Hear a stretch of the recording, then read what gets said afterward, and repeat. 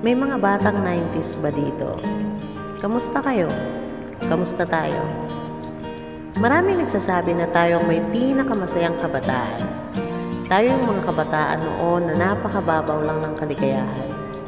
Tayo yung mga kabataan na parating nasa arawan kahit napagalitan pa tayo ng ating mga magulang. Okay lang yon, basta para sa atin nakapaglaro tayo kasama ang ating mga kaibigan. Wala pa tayong alam sa mga teknolohiya, basta kontento lang tayo sa mga bagay-bagay na meron tayo. Naaalala mo pa ba yung bumibili tayo ng tibisong sitsirya dahil nagbabakasakali tayo na merong laruan sa loob nun? Yung mga bote-bote na iniipon natin para pag dumating na si Potpot, may pambili tayo ng pom-pom o kaya naman ay tubo.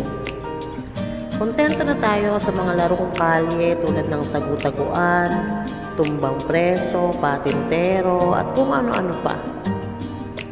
At sa pagsapit ng gabi, magkukumpul-kumpulan tayo para magkwentuhan ng mga nakakatakot na istorya na narinig lang din naman natin sa matatanda.